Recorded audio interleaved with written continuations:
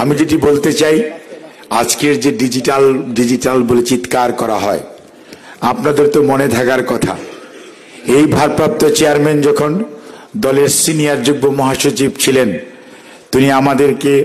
আপনাদেরকে নিয়ে সারা বাংলাদেশ ঘুরে বেরিয়েছেন এবং ওই সময় ছিল ভিশন 2020 ধারণা উনি কিন্তু বাংলাদেশে প্রথম উপস্থাপন করেছেন। আর করবেনই নি বা কেন? আজকে আমরা টিভি দেখি, এই যে রঙিন টেলিভিশন, শহীদ রাষ্ট্রপতি জিয়াউর রহমান, অর্থাৎ আপনি বলেন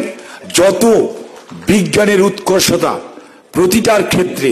যে মানুষগুলি জড়িত তারা সবাই বিএনপি, কেউ বিএনপির প্রতিষ্ঠাতা, উনি বিএনপির ভারপ্রাপ্ত চেয়ারম্যান, এবং কিভাবে স্বৈরাচারের রক্তচক্ষুকে উপেক্ষা করে বাংলাদেশের মানুষকে ঐক্যবদ্ধ করতে হয়, ছাত্র জনতা,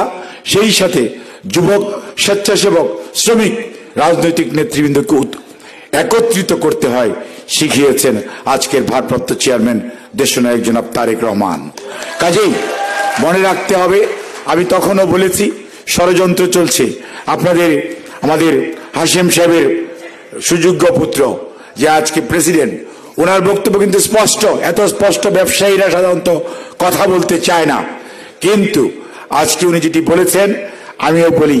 যে আপনারা কিন্তু স্টেক হোল্ডার, অর্থাৎ যেই 50 লক্ষ মানুষ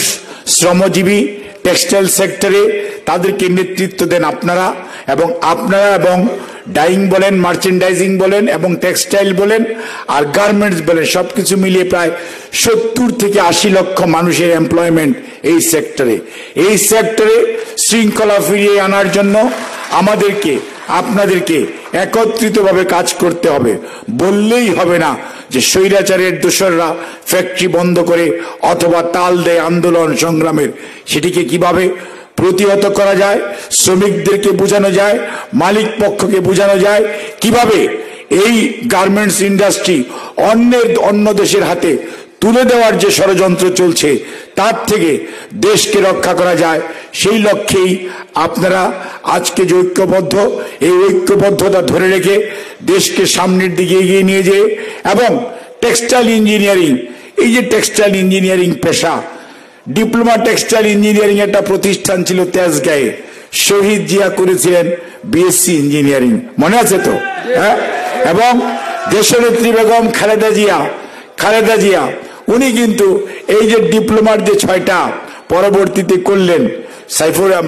তখনও সাইফুর রহমান স্যারও তখনও অর্থমন্ত্রী ছিলেন এবং প্রধানমন্ত্রী ছিলেন দেশনেত্রী বেগম খালেদা জিয়া। কাজেই আজকের যে ম্যান পাওয়ার যেটা টেক্সটাইল সেক্টর এসছে, সবগুলোর পিছনে শহীদ জিয়া, খালেদা জিয়া, বিএনপি। কাজেই আপনাদেরকে মনে রাখতে হবে, এই সেক্টরকে